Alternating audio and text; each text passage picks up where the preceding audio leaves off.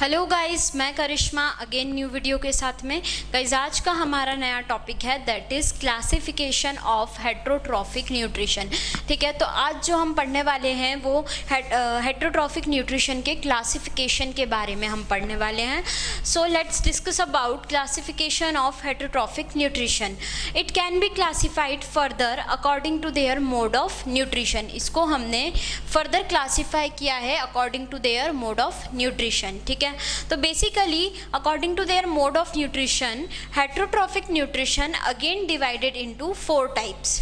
First one is saprophytic nutrition, second is parasitic nutrition, third is insectivorous nutrition and the fourth one is symbiotic nutrition. ठीक है, तो सबसे पहले बात करते हैं हम saprophytic nutrition के बारे में।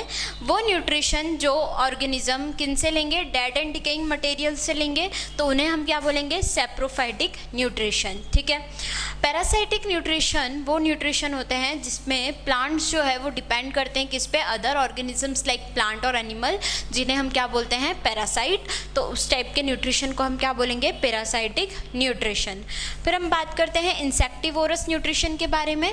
तो इंसेक्टिवोरस न्यूट्रिशन वो न्यूट्रिशन होता है जिसमें प्लांट्स जो होते हैं वो अपने न्यूट्रिशन के लिए डिपेंड होते हैं किससे, इंसेक्ट से. ठीक है, वो जब इंसेक्ट उन प्लांट पे आकर फीड करना स्टार्ट करते हैं, जैसे कि बटरफ्लाई मान लो, ठीक है, अदर कोई इंसेक्ट मान लो, हमारी हनी बी मान लो. ठीक है, तो जो इंसेक्ट उस प्लांट के ऊपर आकर बैठते हैं वो उन्हें ही डाइजेस्ट कर लेते हैं.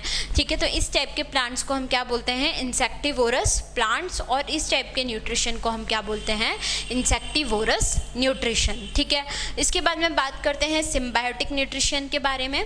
सिम्बायोटिक न्यूट्रिशन वो न्यूट्रिशन होता है जिसमें कि मैंने आपको बताया था हेट्रोट्रॉफिक न्यूट्रिशन का, जब मैंने आपको वीडियो पढ़ाया था उसमें मैंने आपको फंगी का एग्जांपल दिया था.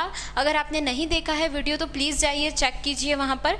ठीक है, उसमें मैंने आपको बताया था कि फंगस जो होती है वो खुद का फूड खुद प्रिपेयर नहीं कर पाती है क्योंकि उसके अंदर क्लोरोफिल पिगमेंट नहीं होता है, इसलिए वो डिपेंड होती है किसके ऊपर, एल्गी के ऊपर. अब यहाँ पर जो एल्गी है वो क्या कर रही है, किस फंगस के लिए फूड प्रिपेयर कर रही है, और जो फंगस है वो एल्गी को क्या दे रही है, शेल्टर प्रोवाइड कर रही है.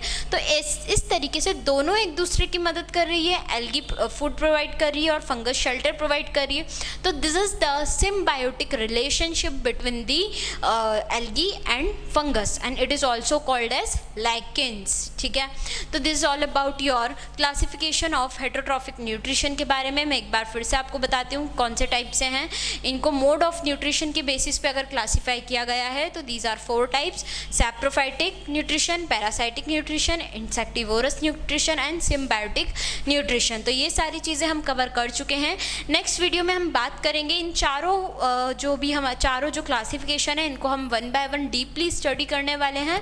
सो इस वीडियो से रिलेटेड आपको अगर कोई डाउट आता है तो प्लीज़ कमेंट कीजिएगा. हमने ऑनलाइन होम ट्यूशन भी स्टार्ट किया है.